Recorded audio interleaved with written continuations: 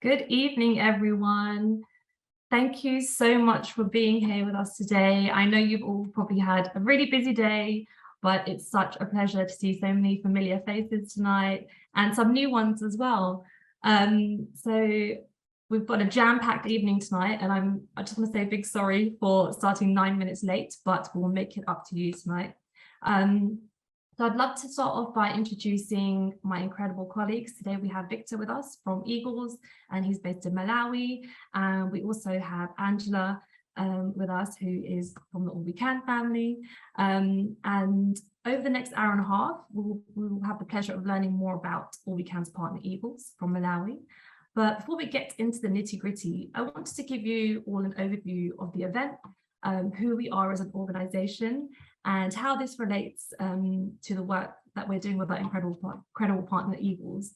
I've been really fortunate to actually spend time with Eagles over the past year, and seeing their work and how they're doing development and the relationship they have with communities, the love that they have, the transparency, and how they're putting communities in the driving seat was so inspiring to me that I thought I must share this with everybody. So at All We Can, we really pride ourselves in doing development differently, which means we steer away from traditional models of development. So instead, we understand that overcoming the challenges of poverty, crisis, and social injustice are complex and can only be achieved by working with local organizations such as Eagles, who are actually rooted within their communities. It is local people who are best placed to unlock their potential in their own communities. So we don't lift people out of poverty. We actually tackle the systemic issues of poverty to support individuals in lifting themselves. This is what locally led development and the decolonization of aid actually looks like. So the idea of decolonizing aid can take many forms in action, from localized leadership and programs on the ground to increased funding. But fundamentally, the decolonization of aid means decision-making is in the hands of the people directly impacted by aid and development programs, rather than large Western NGOs. So we believe in listening to the lived experiences of communities, and that's the greatest way. It improves equality, it builds capacity, and enhances shared ownership and sustainability. As an organization, we are here to shift the power. And that only happens by working in partnership with talented organizations like Eagles. Eagles accelerates the social change by tapping into already existing community engagement. So people who attend churches across Malawi, their story highlights the importance of accompanying communities so they can realize their own potential, their values, and they can use their own resources and recognize their collective power. The Eagle story invites us to reflect on the organic nature of development. Working closely with community in Malawi, they learned that it makes little sense to think of development as something technical, but rather as something owned and sustained by local communities. So before we start our Q&A today, we have a short video that we'd love to share with you.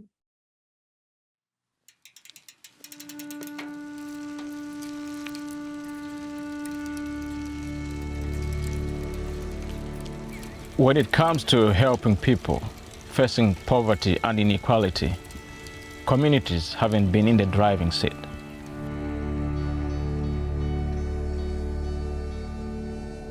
This isn't working. It's time for this to stop.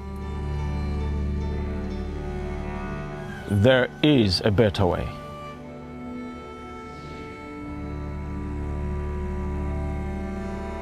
Eagles began in the year 2002. There was a famine in the land, about 5 million people that were facing starvation. We realized within a very short time that relief in itself will not address the challenges of famine and hunger in the long term. Development should be a conversation. We sit at the table together. Are you able to listen? We are not listening to them. My name is Genti Thomas. I live in William Village and make a living with my cycle taxi business. Before the process with Eagles, I used to look down upon myself. I didn't know how to use the money that I had. I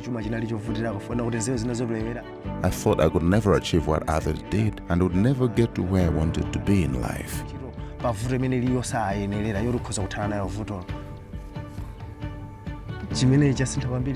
I used to have to hire a bicycle, but since the process with Egos, I managed to buy my own bicycle from the money I saved. I achieved this because my mindset changed thanks to the process. I now believe I have a brighter future and that I can improve.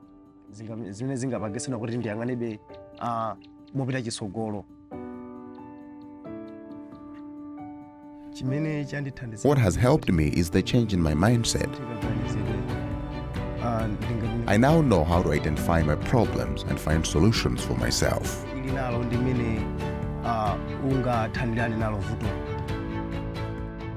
Everything local is sustainable.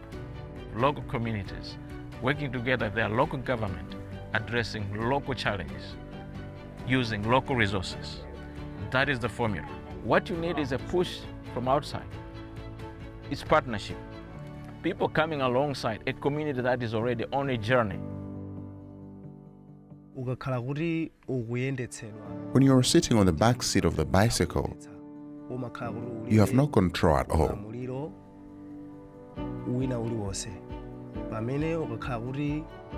But when you are in the driving seat, you're in full control. We've been working to change the mindset of communities in Malawi, but everything needs to change. It's time to put communities in the driving seat. We invite you to move with all we can. Will you ensure communities are in the driving seat? Make a regular gift to All We Can today and help us rethink poverty.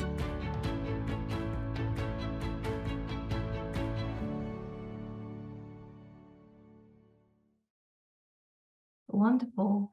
And here are our lovely panel. I would love for Victor and Angela to actually introduce themselves, if that's okay. Victor goes first. Yes. Hello. Thank you very much, Jaypreet, and a big welcome to everyone on the call. My name is Victor Muo from Malawi, and working with other fellow partners of All We Can in Malawi. And I am delighted to be here and meet you all and share a bit of what we do. Thank you very much. Hello, everybody. So my name is Angela Zameri Smith. I'm the Director of Programs here at All We Can.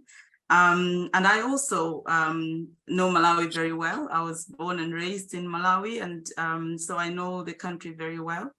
And some of what I will share as well will be some of my lived experiences as well about the whole aid sector and how that lands with communities and what we're trying to do that is different, I think, from mainstream, if you like, development. Thank you. Thank you for having me today. Thank you, Victor and Angela. And I know most of you know me, so I probably won't introduce myself. So let's get into the Q&A today. So Victor, my first question is for you, actually. So in the video that we've just seen, you tell us about, you say that everything local is sustainable. Local resources are the key ingredients when it comes to creating sustainable change. Why is this method more sustainable than traditional development approaches? Thank you very much, Jaypreet. Indeed, I've watched the video and I've seen someone in there who appears like me. I think that's me. And indeed, this comes from our experience as Egos. We've been doing development work for about 20 years. But right at the very onset of our work, we had to do an analysis at the height of a famine in Malawi, 5 million people facing starvation. And the church started doing relief work. And one local chief got a bag of maize and then said to the church leadership, he says, "You have given me a bag of maize today, which will be finished in the next 2 weeks, really." And the question he asked the church is, "So what next? Are you going to come again?" And he said, What we need is seeds. If you can give us some seed, give us some inputs so that we can generate our own food. And that in such a way, we break the cycle of relief in my village, in our village. And that kind of wisdom is very local. And we were happy to bring food aid. And they were saying, why don't you teach us how to fish? Why don't you enable us, generate solutions? We are capable, we have resources, local resources. And we learned right from the onset the power that is inherent in every community. We use a Bible model, a case study about 5 loaves and 2 fish, which a lot of people know the story of Christ in the Bible multiplying bread, but he started with 5 loaves and 2 fish. And the question was, what do you have? And that story, we have taken it across the country, really, and we're asking communities, what do you have? Because they already have something. And so basically what we learned when we engage and envision and empower local communities and local churches, and then they analyze and discover local resources and local capacities that are there, and then work with local structures that are in the communities. And our role as Eagles is local facilitation on the ground. We've discovered the solutions that come from that place become very sustainable. And I wanted to say, we now have interventions across the country that are refusing to die. I mean, like 20 years on, they keep calling you and telling you that those trees we planted are still there. And oh, by the way, we have started other initiatives right on their own.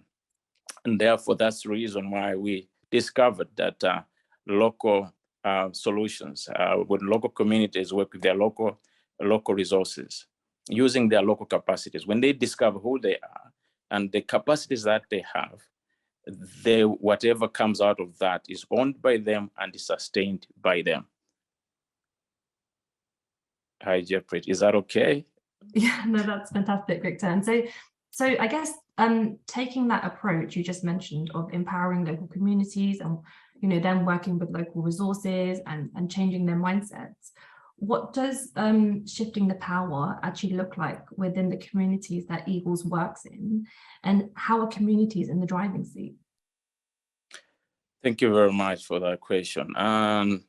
We've, as this conversation about shifting the power has gained track and become mainstream, we discovered that, as a matter of fact, when we started with reflection before intervention as Eagles, we discovered that we have got to give power to the communities, that the power is in the communities, that we have to actually, I may use the word empower, but what we learned to do was, we've got to start listening to them.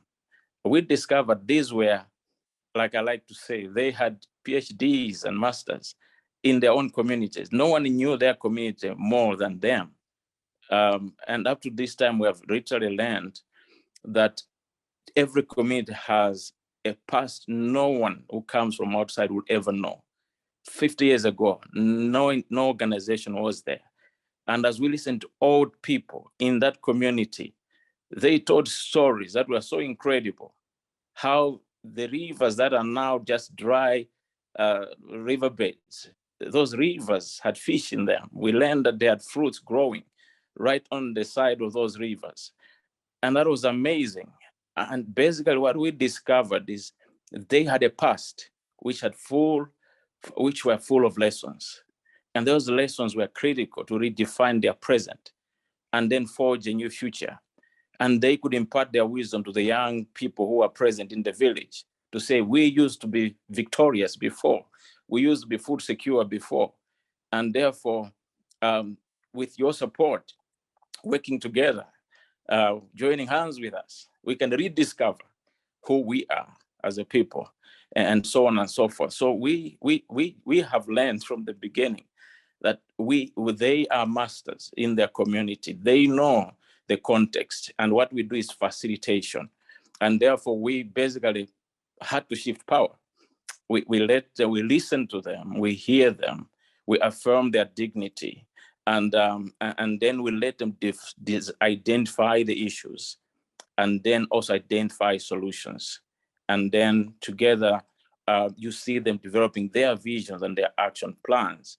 And in the intervention that come out of that, we have seen their community defined, their community managed, and therefore their community sustained by the people. So for us, it's imperative. It's not even an option. They have to be in the driving seat. They must have the vision of where the bike is going. And then they learn how to fix that bike when it breaks down. And all we do is facilitate and love them and care for them and walk with them. And that means so much for them when they are given that dignity and the power to say they can define their own future.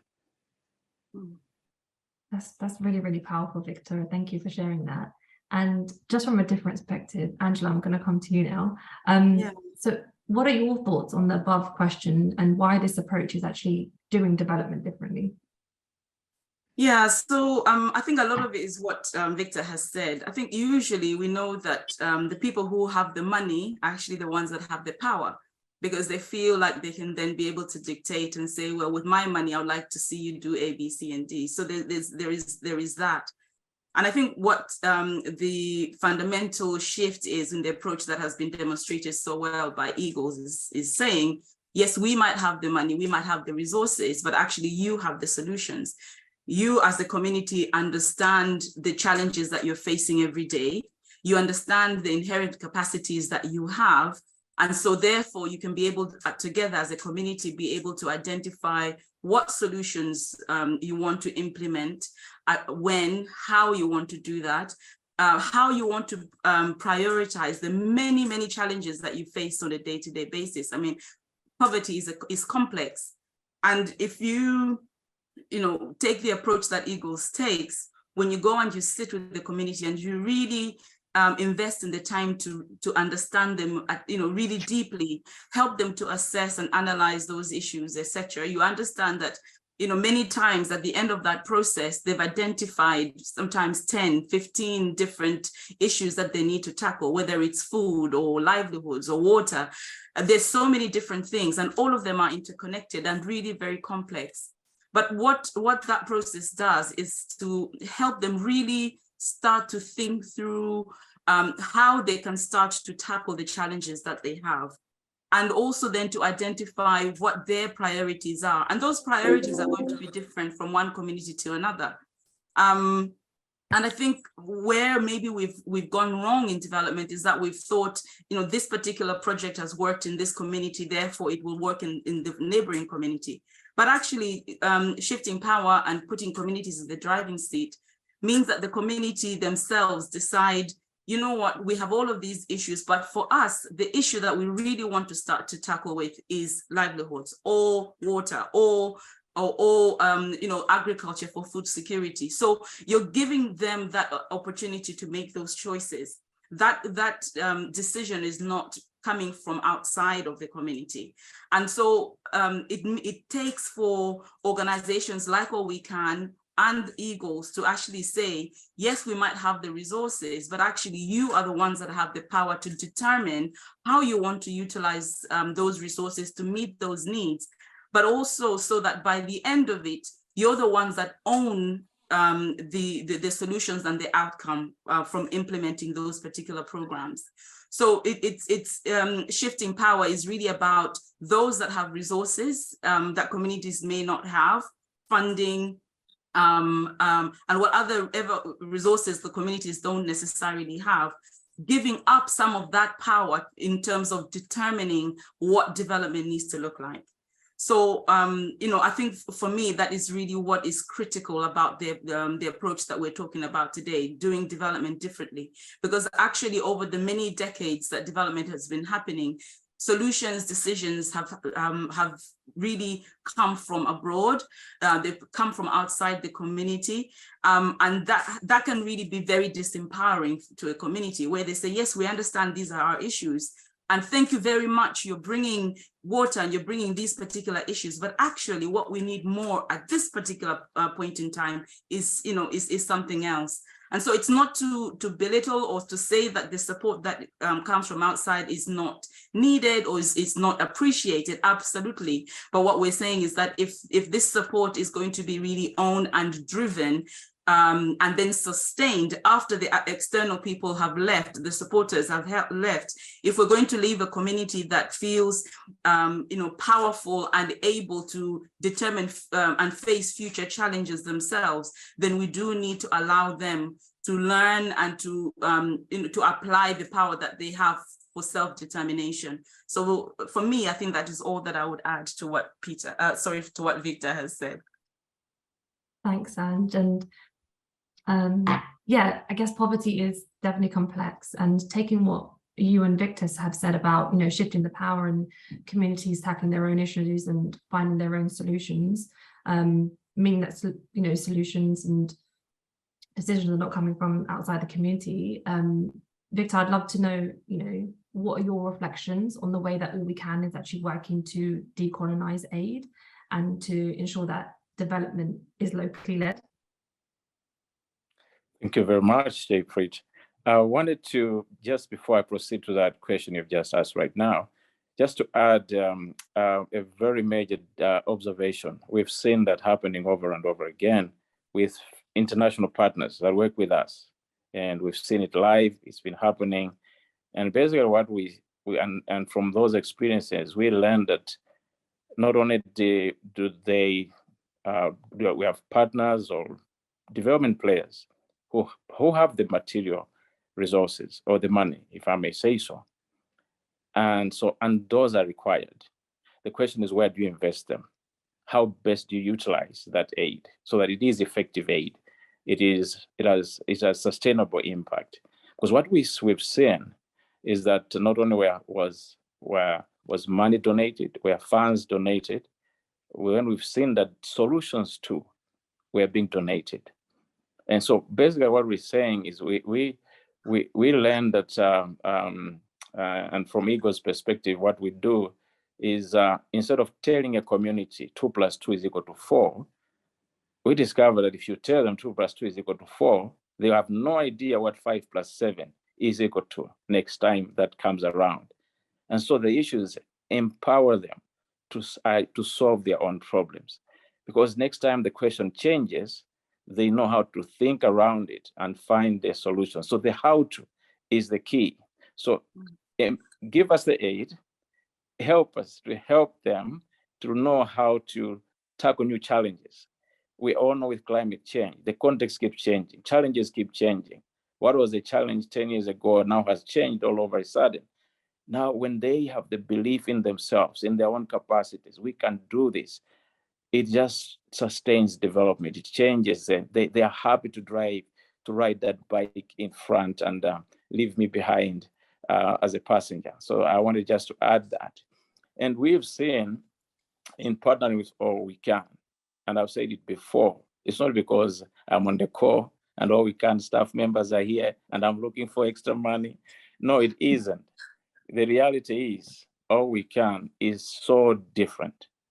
I think they have drawn the line, decided to make that critical call to do things differently. Because unless we decide to change how we've been doing things, we'll keep experiencing the same results we're experiencing for a very long time. And communities are saying, and they're speaking out, they're saying, we're not transforming, we're stuck. The bag is finished, the aid is over. We are back again in that cycle. Help us break that cycle. And we're saying with All We Can, we've seen them doing exactly that, helping partners, empowering communities to be champions of their own destiny. And when we say communities, we're meaning women, young children, the elderly, being brought to the table, being listened to. We've discovered a wisdom we'll never find in books that we find in colleges and schools, but it's right there in the community. And so All We Can comes to you as a partner. They're looking at your capacity. They're saying, you Eagles, you are like a vehicle. How good is your vehicle? How strong is it? Is it well serviced? And we therefore work on Eagles as an organization, increasing our capacity to empower more communities and work with more communities. And we've seen being the only organization that will say, hey, we want to help with your strategy and with your priorities. And then they're basically saying, we want to see you sustainable. I'm not just saying this, but no other international organization has come to us, sat down with us and said, how can we help you become stronger and sustainable? No one is going to give us, no one except All We Can has given us some money to say, what are your priorities? Is there something you must do so that you exist, not just for today, but maybe for the next 10 years? So All We Can has been so exemplary in that regard. Indeed, in terms of putting even partners in the driving seat in their own context. And that means so much to us, and it is making a vast and massive difference. And therefore, those who are partnering All We Can, people make many mistakes, but this is not one of them. If you are a partner of All We Can, you've made the right decision. And I would say, go on, because I think the future would not be the same anymore if we continue along this path. That's really, really interesting, Victor. And there's some really good insights there for a lot of our supporters on, you know, how the relationship between All We Can and our partners is different, I guess, compared to a lot of other international NGOs. And I guess, Angela, I just want to come to you and ask you how All We Can been working behind the scenes to ensure that, you know, these conversations are taking up space within the sector that have so often been embroiled in colonialism.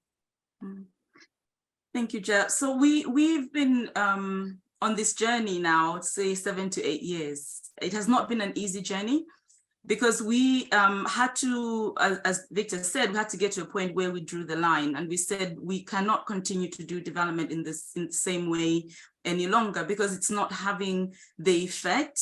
Communities are not, you know, we're not finishing projects at a point where communities are then being able to sustain the gains that they have made in the long term. And, you know, it has meant that we really did have to look at what is it that needs to be different. And I always like to share my story. And maybe some of you have heard my story before, but I think it's really critical because it explains maybe a little bit about the way that you know, we want to be more locally led as an organization and have been for the last 7 years. In that, you know, organizations like Eagles, and I work for an organization that's very similar, where would go into a community and spend time with the community and really get to know them, get them to do the analysis, and at the end of it, come up with an action plan that the community themselves have developed, you know, what they want to prioritize, what they want to do, who's going to be responsible, etc. But also critically, for them to actually say what they can do themselves, and then what support they need from the outside. And I remember as a young graduate, just starting out, having gone through this process for about 2 weeks with the community and going back to my organization and saying, okay, if we're going to help this community, back to my organization at the time and saying, this is what the community will want to do. And this is the support that they're asking for. And my boss at the time said, well, Angela, this is really, really good, but actually we don't have money for that. We do have a donor that has given us money, but that money is for, you know, these specific projects. These projects have to be implemented in this particular way. And this project is for 2 years. And so for me, as a young person, going back into the community and facing those leaders and those communities who were so geared up and so energized by the notion of being able to do things for themselves with outside support, you could just see everybody sort of crestfallen to say, okay, you know, this is really good, and you know, what your organization is coming to help us with is definitely on our list, but it's number 5. It's not even like the top things that we're looking for, but nonetheless we're grateful. But immediately that shows that, you know, the community are no longer the ones that are driving that process. It's now they become passive recipients to aid, because everything has already been determined from the outside. It's been determined in many cases from people who believe they've gone and they've studied international development. They believe they know what it takes to break, you know, the back of poverty. The language of development a lot of times is English or French or Spanish. It's not the local language. For local organizations to be able to attract support and funding, they have to be great at writing, in a language that is not their own. You have to ask questions of, who is the researcher, who is the case study. I mean, all of these things are things that we sort of look at in terms of what colonial types of aid are. It completely skews, human beings based on, the one who has the need, the one who has and who doesn't have. And the playing field is not equal, because obviously if somebody has to communicate in a language that is not their own, we're going to say that they have very poor capacity, because when we receive the report or receive the proposal, it's not worded or written in a way that is compelling for us. The case study of success is not, in a way that we would have put things. And even then, who decides what is success in a program or a project? So these are the things that we're really trying to confront. And we, as a sector in the UK, a lot of these conversations are happening, and All We Can is really at the forefront of trying to share some of our experience and our journey over the last 7 years, what we have learned about doing development differently. And I think that there is a recognition that there is a fundamental lack of trust that locals can decide their own development, that they have the capacity actually to implement programs and implement them well, with, of course, outside support. And I think, the other issue, of course, is the heavy compliance imperatives, right? So you have people who may not have gone to school, maybe they don't have their degrees, or but they have to basically toe the line in order for them to be able to get the support that they need from outside. And so for us as an organization, at some point we had to make a decision to say, well, do we want to receive money, funds that are going to force us to work with communities in this way? Or are we going to try and see whether we can convince, friends of All We Can that can be able to support us with funding that is largely unrestricted, so that we can be responsive to the needs of the communities?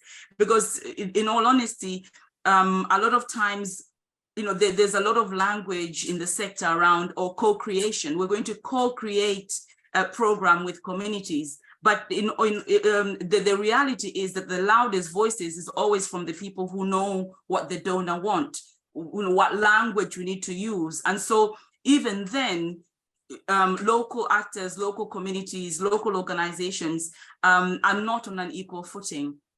And so locally led development is really about starting where we've talked about, starting with the communities themselves, the communities understanding their priorities, local organizations working alongside and bringing in their social capital and understanding of the context to support the communities. And then those of us from outside, our international organizations, donors, etc., enabling that. So we play a different role altogether, enablers, catalysts, facilitators, rather than the ones that are actually driving the process. So decolonizing aid is really about trying to level up the playing field of development, realizing that actually we are interdependent. If we are serious about communities and organizations being resilient, then we need to do development really differently. We need to be able to support and provide funding and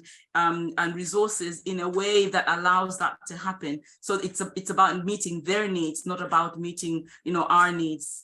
And doing development that way. So I think what really makes All We Can unique is that we do have supporters. A lot of you are here. And you're the ones that really have allowed us to be able to work in this way, because we have a lot of similar organizations to ourselves who would love to work in this way, but they really cannot, because the way that they receive their money means that they have to in many cases dictate, and maybe sometimes even be quite extractive in the way that they do their development programming. So Japrit, I don't know if that is okay for now. I could say a lot more, but I'm also conscious that there is maybe there's a lot more that you want us to talk about. But yeah, there is a pecking order in the aid system. Obviously, those that have the money have the power. And what we're trying to do is to redress that balance and to try and make sure that actually it's very much about the people who at the moment a lot of times are really at the bottom of that ladder. And we're saying, actually, no, they're the most important. Actually, we need to listen. We need to see how we might be able to support them, because ultimately, all of us from the outside will have to leave at some point. We might go to other programs, go to other countries, etc. And what is it that we're leaving behind? And I think that's what will ultimately be judged by, what it is that we leave behind and how the people that we've supported, how they are doing in 20 years, 30, 40 years from now. Thanks, Angela. I'm sure we could have another event where we could just talk about this one subject, but I think that's really, really powerful what you said, and I hope that gives everyone a little bit more insight actually into why these traditional models don't work and are not sustainable, because the community really needs to be at the heart of the solution, and they need to be driving that change and taking ownership of their own development. So yeah, thank you to both of you for that. So my next question is mainly for Victor, actually. I think it would be really interesting to share more about your work.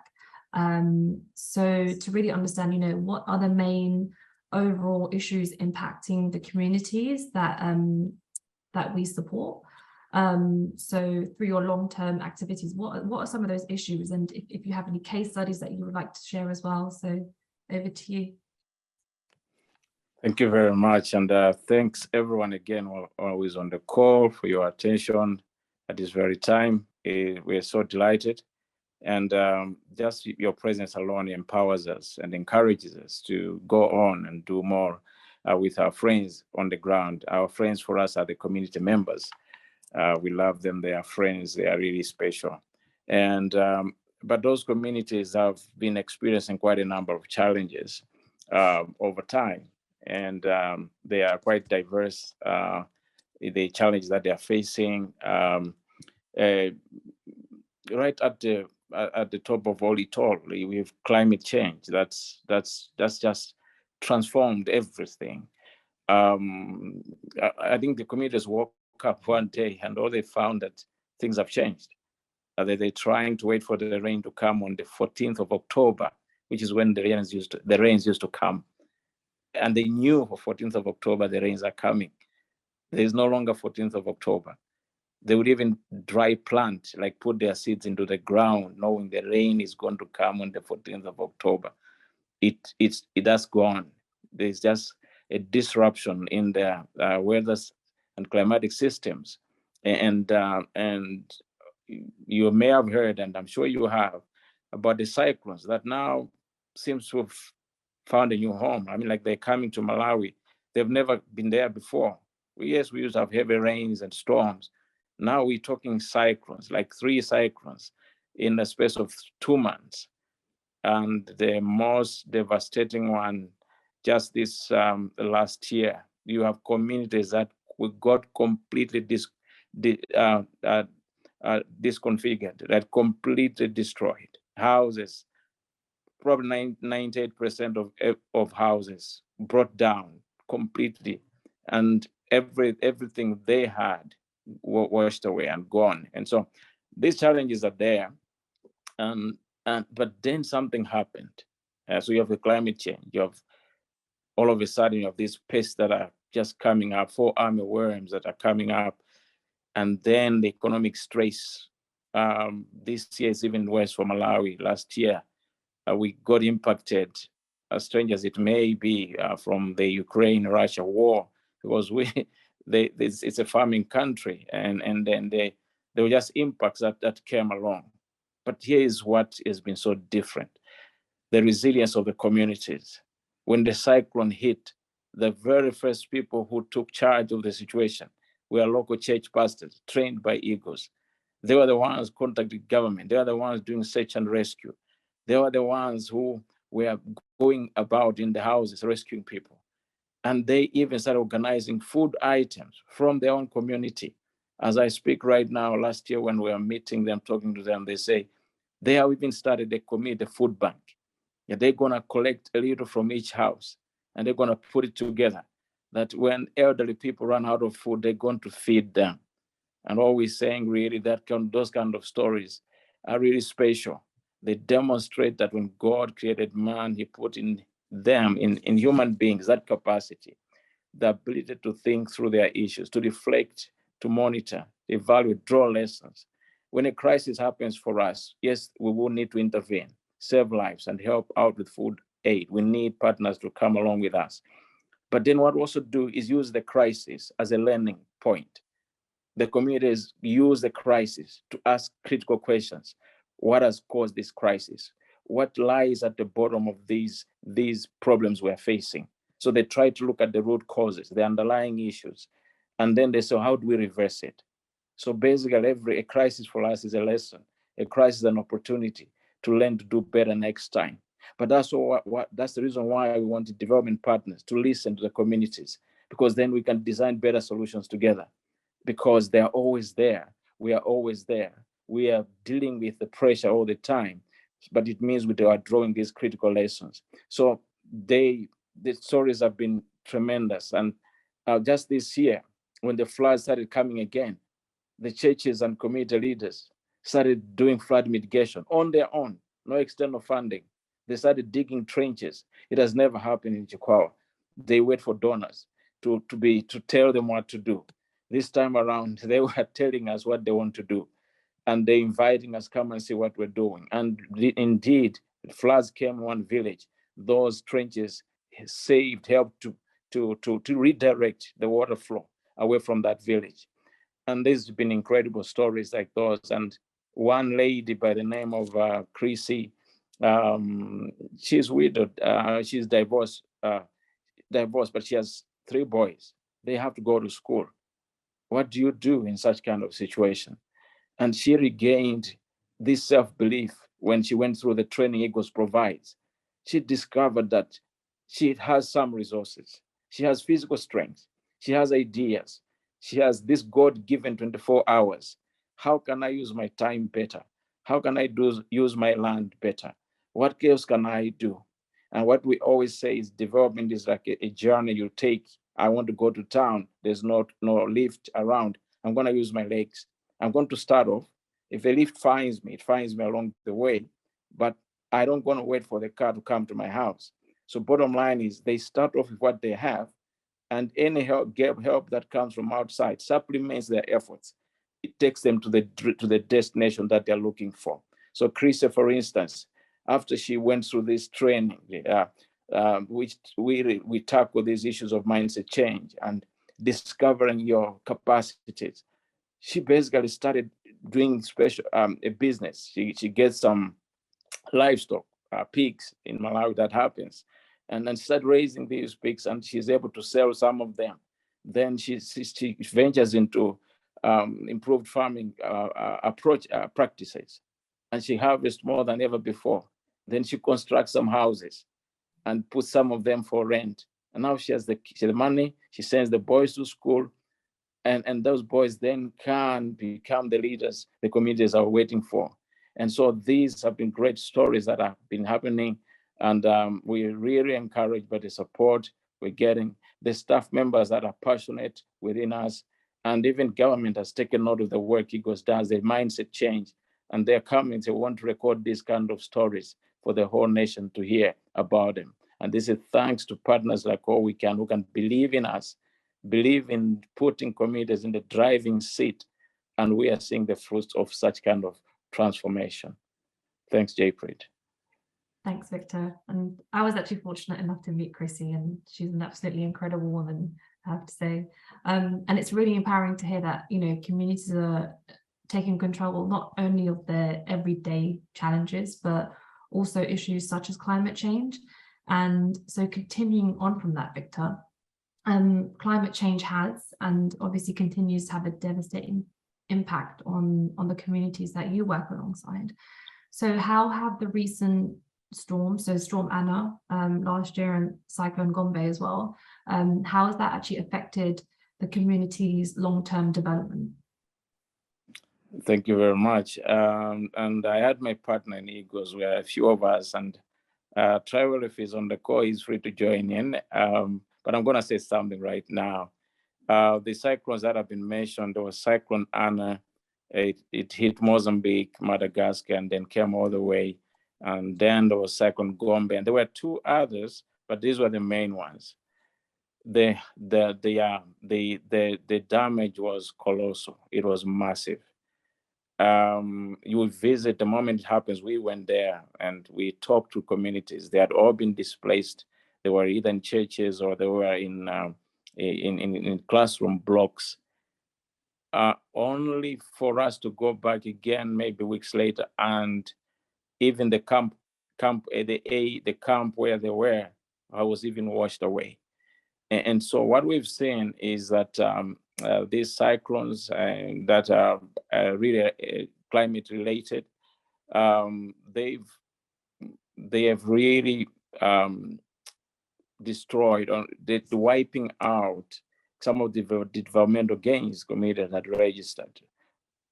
One community, one farmer had 17 goats washed away in one night, in one day, 17 goats gone. And it's not just him, and there are many others, because the floods they really came, they were very severe. And as I mentioned, houses destroyed, the livestock washed away, the crop fields obviously destroyed as well. Now, in the beginning, they didn't understand what's really going on. It was only later on that they discovered, and everybody else has been learning, that there is something bigger at play here. There is climate change. And then you try to understand what's causing that climate change. You discover they are highly impacted. They're the most impacted, but probably they're the least in terms of being part of the cause of those climate change issues.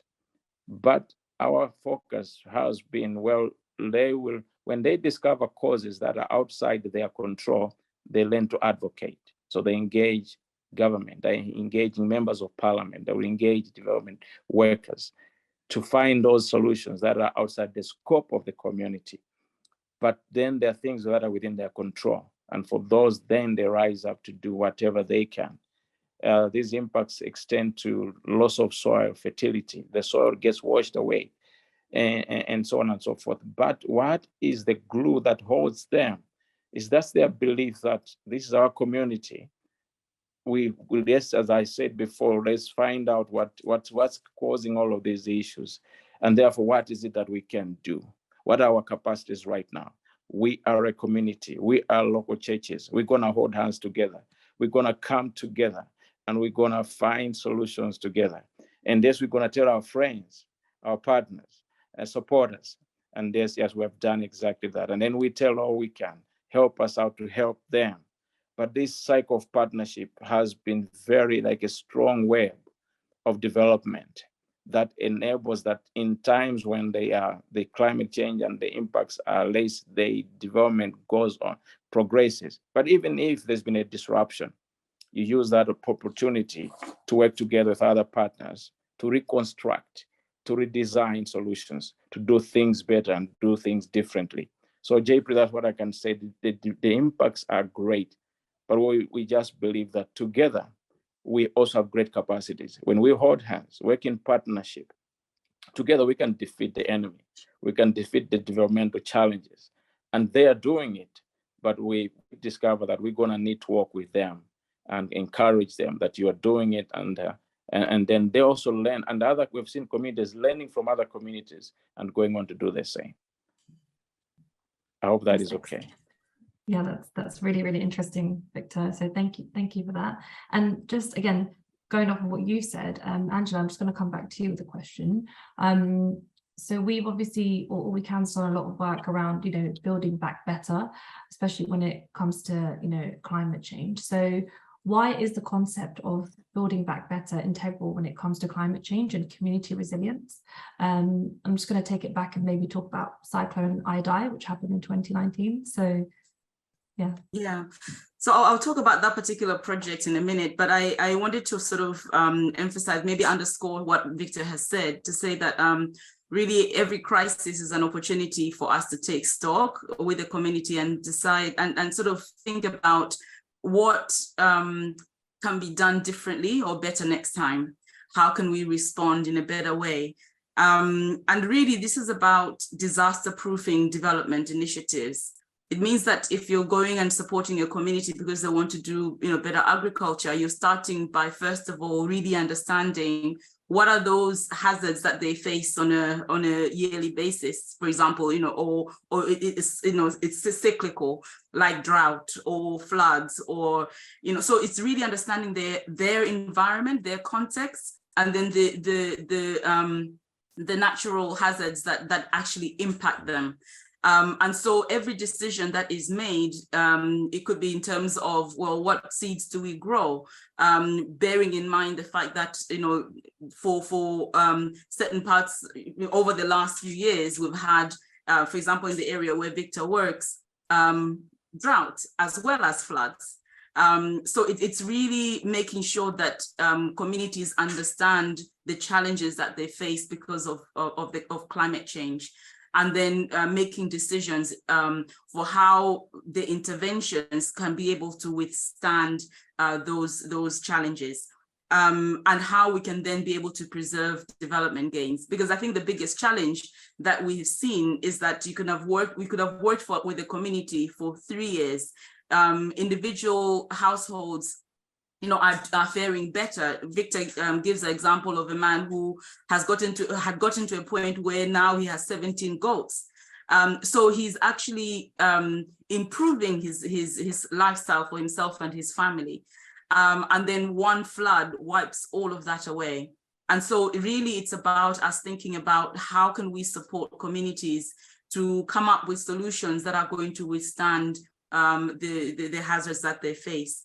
So one of the things that we did do as a result of Cyclone Idai in a neighboring district to where Victor and Eagles work is we supported the community to really think about how they could build homes that can withstand cyclones. So as Victor is saying, Malawi never used to have issues with cyclones, but of late they could have 2 or 3 every year.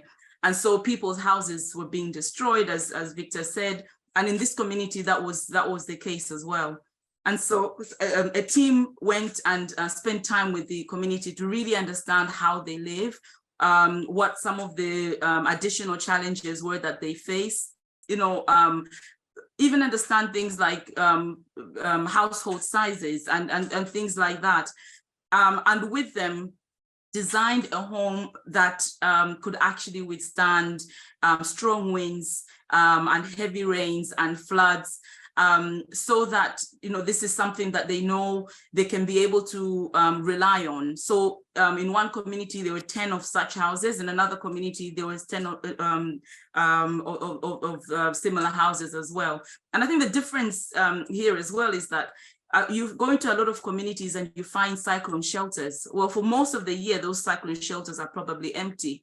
But here, the community was saying, actually, if you help us to design and build homes, which they participated in, they supported and they used their manpower and contributed in kind, then those houses not only serve and provide a roof over the heads of the family members that are living in there throughout the year, but also then during times of disaster, other community members can be able to find shelter. So I think those are again solutions that came from the community themselves.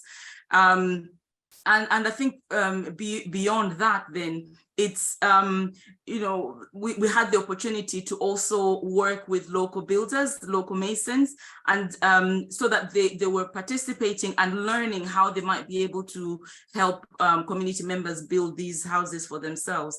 So that is really what building back better is. And it means that, for example, if the issue was drought in a particular community, they have suffered the effects of drought. When you're giving them seeds, you're not giving them seeds that are also going to be, that are not going to work in that area. You're going to bring drought-resistant varieties. you're going to help them to think about how they can stop relying on rain-fed agriculture and maybe, use solar energy to pump water. So you're looking at irrigation and ways in which communities can circumvent they can't change the climate on their own. As Victor says, they're really recipients of a climate that has changed, not necessarily due to anything that they have done themselves. But at the end of the day, they have to survive in those contexts. And so coming up with those solutions that, bear in mind that the climate is changing. You can no longer know even sometimes whether, it's going to rain, excessively, or there's not going to be enough rain. But actually, how can you make sure that whatever it is that you're doing is protected from those harmful weather patterns. So I think that's what I would say in terms of building back better and disaster proofing every intervention, because at the end of the day, you don't want to continue to repeat that cycle. You want to get to the point where that cycle is broken, where when there is an a solution that has come that can be sustainable regardless of those changing weather patterns as well. So yeah. Thanks, Angela. And Victor, did you want to add anything to that, or no? That's okay. It's well said. Yeah, absolutely. Maybe the other thing that I could add, I think we've talked a lot about mindsets, and one thing that Victor says a lot as well is investing in software, not just in hardware, with communities. And one of the things that we have also done, our partners have also done with communities, is to help them to actually prepare and anticipate for some of those hazards. So looking at early warning systems, how can they be keyed in so that they understand that actually, there may be a cyclone. And so what do they start to do now to prepare so that there's no loss of life and there's no loss of some of the assets that they have gathered, so that they can move to higher ground and find shelter. And all of that is part of preserving development gains. And I think the other one is really about how to support the communities to mobilize themselves so that they are the first line of response. And Victor talked about, that case study of, pastors being the first line of response, because all of us who are coming from outside, we will arrive there, but maybe after 24 hours, sometimes after 48 hours. By the time we've mobilized, it's taken some time. And actually the community themselves, if they are organized and they know what to do, within the first half an hour of an event occurring, they are responding.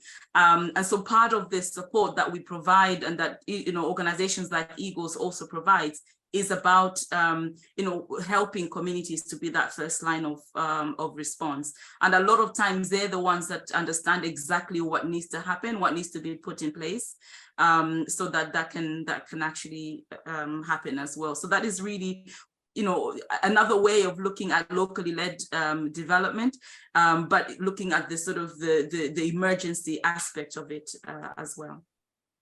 Thanks, Angela. That's really interesting information, and yeah, we've covered a lot in that space. I'm really conscious of time, so I have a few more questions actually, and one more video to play, so I'll make it quick.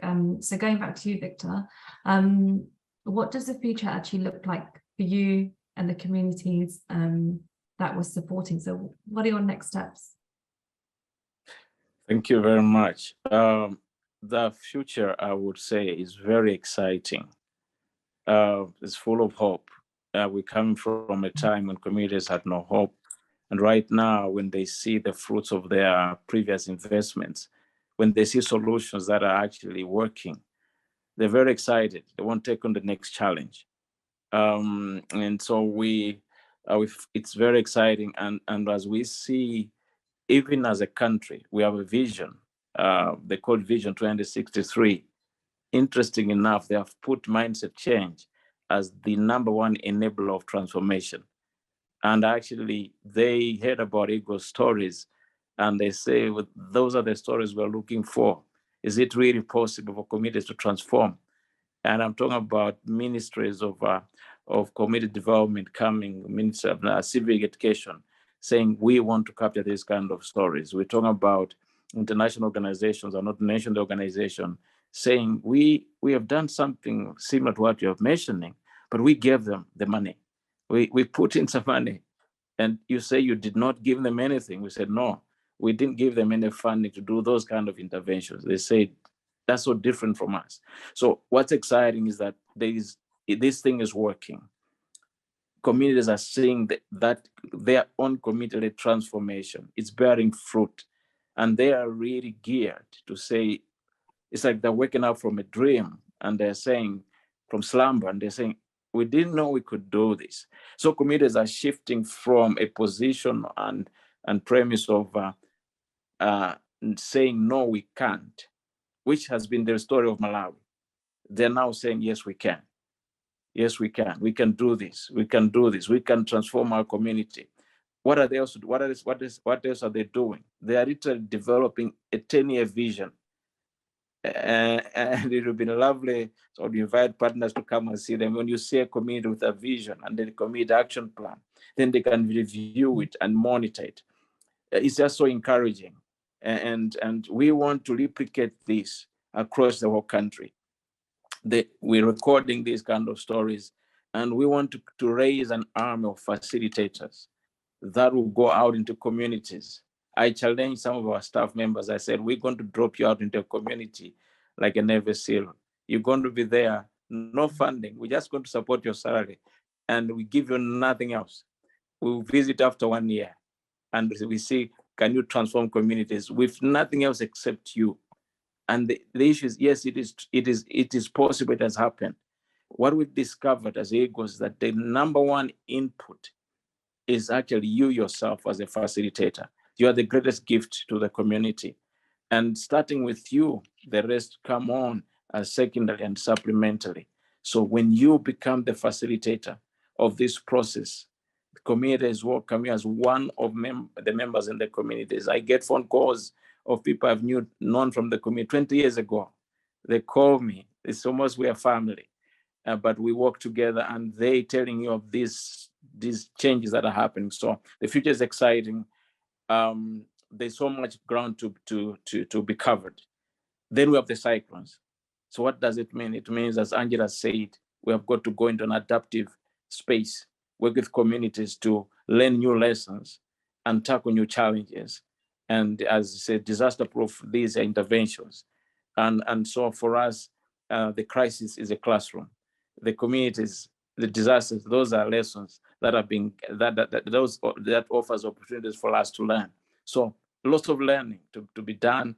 And this learning is going to other communities, and the communities are watching and replicating the same as well. So our future is really the communities that are in the driving seat. They are training other communities to pick up their bike, push Victor out of the driving seat, and then get on the bike and enjoy the view, and then teach others to ride. And they are having fun doing it.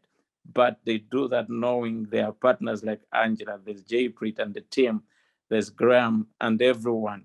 And they know then they are partners behind our partners who are providing that support. It is so crucial. But Malawi is saying mindset change is the key to transforming the entire country. And it is the number one enabler. And I think it just happens that we happen to have gone way ahead of that 20 years ago. But it seems like that's the answer to the future. So that's what I would say. Thanks, Victor.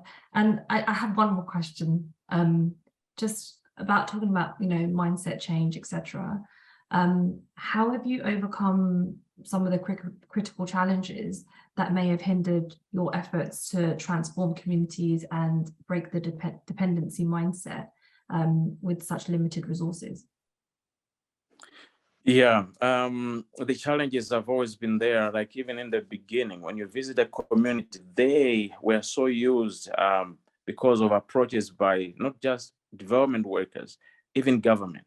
We had a government in power for 10 years that actually told the whole country, and it was the president, on a podium that Malawi is very poor. My responsibility is to go beg for money.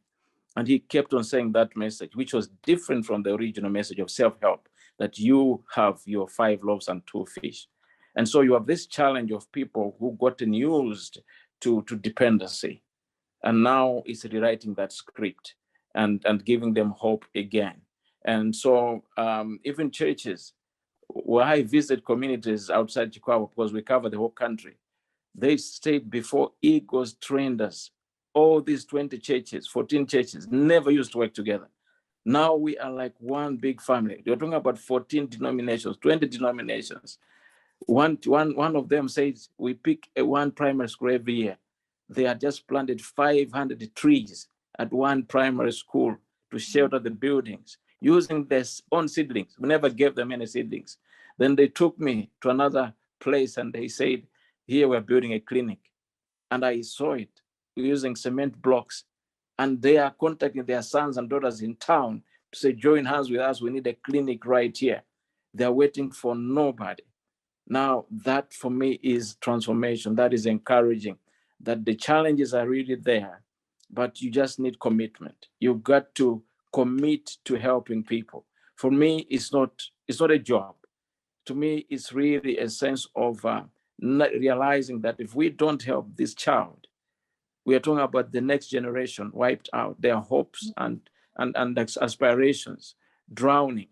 And if we help one community, you're actually helping a whole nation. You help one village, one church, you are helping you may help an entire continent, as a matter of fact. You help that one widow. You are helping her children to get hope and to realize their dreams. And you have no idea who they're going to turn up one day. And so this has been exciting. The challenges, like I've said, are opportunities for us to do better. But the challenges are for collaboration and partnership. The challenges are an invitation to say, you can do something. And I always like to say, every one of us like a drop of water. Alone, we will not fill an ocean. Together, we will be able to fill that entire ocean, because an ocean is nothing else but drops of water put together in partnership. And you see the power water has. It not only will quench your thirst, it make a big difference, but it's used for wonderful purposes. But it's droplets joined together, bringing massive change across the world, and definitely in Malawi. I'll stop Wonderful. there. Thanks, April. Thank you so much. I always feel inspired whenever I listen to both of you. So, I'm sure our supporters are also feeling really empowered and motivated to not only to continue to support, but to learn, how we're doing development differently and the work that Eagles are doing. So I just want to say a big thank you to Victor and Angela. And we're not done yet, because we have another video to play. And then after that, I'll hand back to Victor quickly, because I know he has a few more words, and then we'll end the night. But this is another video that we made alongside Eagles, and I hope you enjoy it.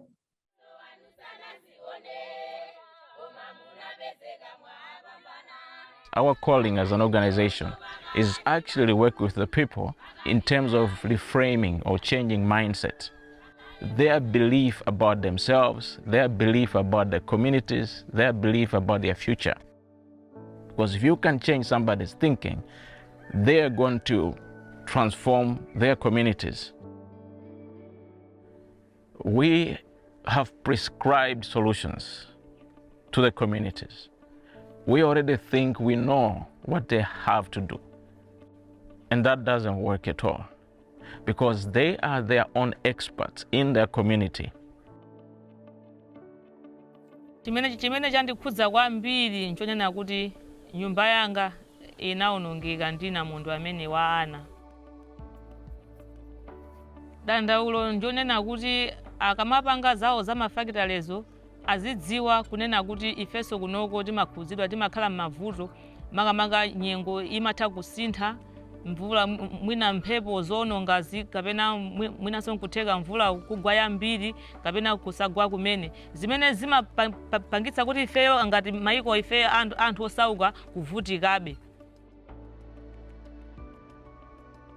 Kuti kuno kuchikwawa kulowa Shire mvula imavuta.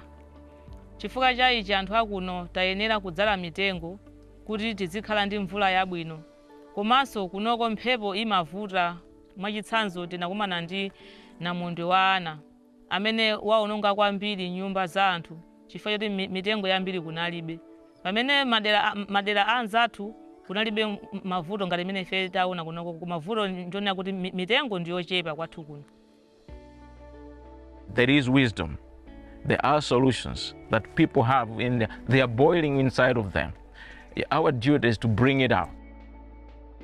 You have to carry out a process that brings the entire community, the wisdom of the elders, the energy of the young, and the brilliance of the women who are there collectively to say, we now know what's causing the disease and let's find solutions together.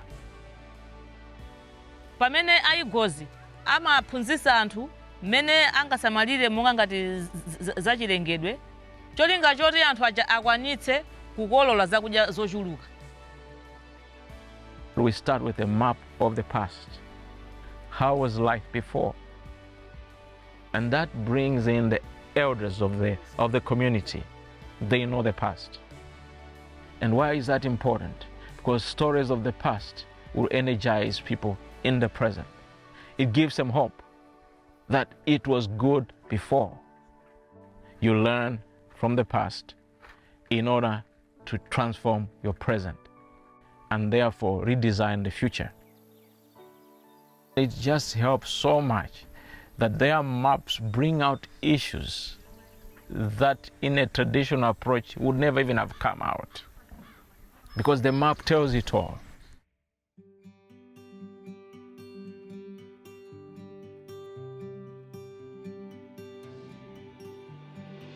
The church as an institution already has a mission. I was hungry and you gave me food. I was sick and you visited me. The church is a key player, so mobilize, envision, empower them. Ndikukhulupirira kuti akhoza kukondwera kuti tikulitengera dziko ku chimene Mulungu anafuna. Chifukwa pachiyambipo Mulungu atamulenga munthu anakamuyika m'munda ndikumuwuza kuti ausamalire. Nde bungwe la igozi likumatiphunzitsa za udindo wathu osamalira dziko lino, udindo wathu pa nkhani ya mawu a Mulungu. Ndikuti tikuchita chifuniro chenicheni cha Mulungu. Causes don't just happen overnight. They are a process. We are aware about climate change. It's been a long time coming. If the causes are complex, it also means solutions will require a process. It's easy to treat symptoms. Am I investing in just the painkiller, or am I investing it in finding the cure? How will we know we are transforming? People have taken ownership. They are empowered. They have a vision. They know where they're going. They know the resources they have. They also have a voice to engage government, to look at policy changes. Today we know we are hungry, but this is who we want to be. Once they make that resolution, the journey begins.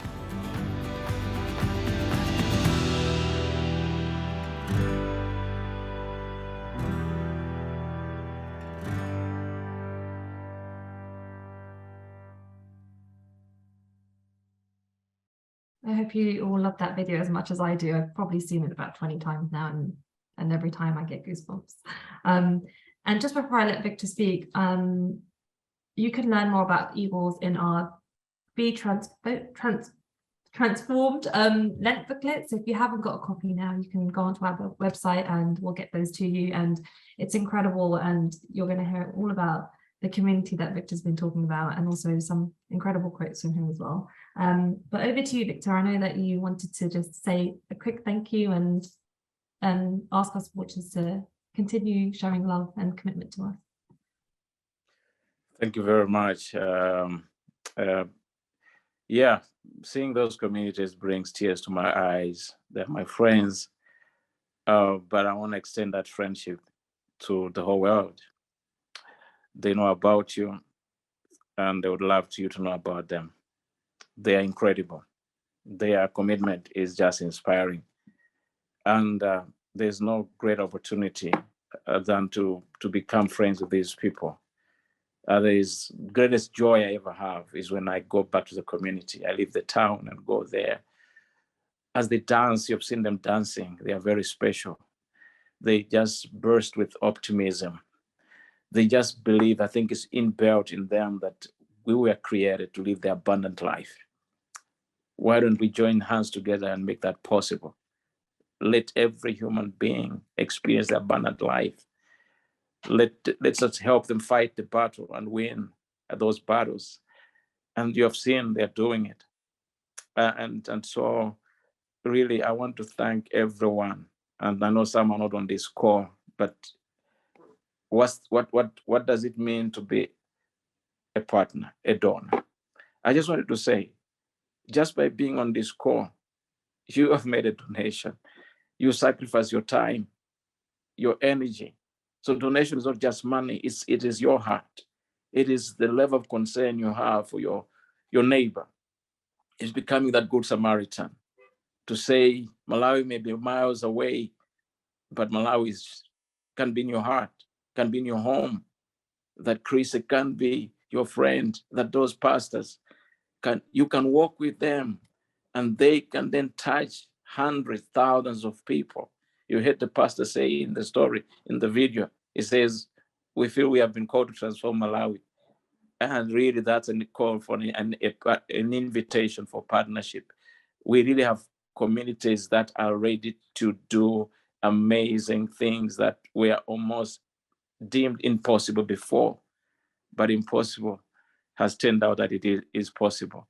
And all because one person joins the cause, makes a decision to partner with All We Can, to partner with organizations that have spent time to refocus, to redesign their approaches.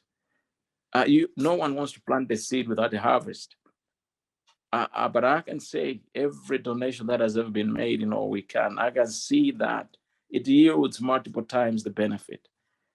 And we are ready in Malawi. Like I've said, I've been in this for a long time. My fellow staff members, the stories, there's no time to tell these great, amazing stories, but communities want to do more and to capture more stories. And they want you to come as well and see them firsthand, visit them firsthand. But thank you for every donation, every support you've ever made. Like I've said, you may feel your donation, your effort is minuscule, is very small. But like I've said, the water I drink in a cup is a collection of multiple drops. It's unity that brings the power to transform circumstances. When we hold hands together united with our support. And yes, if you're able to increase it, trust me, it will even mean multiple benefits for us, but also help us fight climate change, help us build better. And the communities that you read about, they are ready to do even more. So thank you very much, Jaypreet, and all those who are on the call. And we appreciate your donation of time, energy, and effort, and every sacrifice. But we are ready to say the world can experience the next level of transformation, that what was deemed impossible need to change and be defined as a possibility. So thank you very much for listening, paying attention. I would have loved to listen to everyone on the call, but thanks for this opportunity. May God bless us all. Thank you. Thank you, Victor. I mean, yeah, it's been such a pleasure to have you here with us today, and I really appreciate the time difference as well, because you're 2 hours ahead of the UK. But as always, I've spent a lot of time with you, and you have so much wisdom, and I've seen you with communities and the love and respect that you have for them, and vice versa, and just the incredible work of Eagles. I'm such a big fan of the work you're doing, and I hope you continue to do amazing things in the future. And I'm sure this is not the last time that we will hear from you. We would love to have you back again, Victor, at some point. But thank you, and thank you for being an incredible partner and for all the work that you and the team do in Malawi as well. So we really, really appreciate it. Thank you. And then just to end, I'm going to hand over to our incredible colleague, Malusa, and Malusa will end the night with a prayer. So over to you, my friend. Thank you very much, Diapri and Victor. If we can all do what feels natural to us as we join together in prayer. Heavenly Father, we praise you and we thank you for gathering us here today. We are eternally grateful for the gifts and talents you have blessed us with, and the ability to use them to support and learn from each other. We pray for Eagles and the work they are doing with local communities in Malawi. May you continue to give them the inspiration and tools to continue this valuable work. As the world continues to battle with a number of crises, from climate change, the cost of living crisis, conflict, and navigating the struggles of day-to-day life, we call on you to remind us about what matters. As your children, you encourage us to live in hope for the better days to come. Isaiah 40:31 tells us, "But those who hope in the Lord will renew their strength. They will soar on wings like eagles.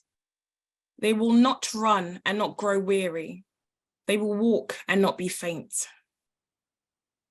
May you give us the strength to be resilient, strong, and courageous in adverse times, and the ability to continue to do good in this world, leading with love in all that we do.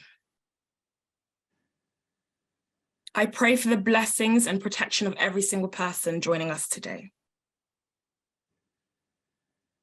In Jesus' name we pray. Amen.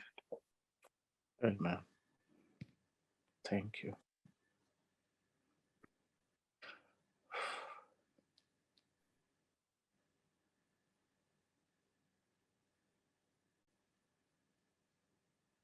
Wonderful, back to me. This is just a quick thank you to everybody that joined the call today. It's been incredible, and I'm sorry I haven't got to see all of you on my screen because I've been busy chairing this event, but thank you so much. And as always, you're so committed and you show so much love to All We Can and our partners and our team here in the UK. So I just want to say thank you so much. And I hope that we do more of this in the coming months and years, and we can showcase all of our different partners to you. But I hope that, you know, you've learned a lot more about what All We Can's doing, how we're doing locally led development and decolonizing aid, and the incredible work that Eagles are doing. And again, please do order your Lent booklets because there's lots more about Eagles in them as well. And if you have any questions, please do drop us an email, give us a call, and we'd love to chat to you. And thank you everyone, and God bless you all.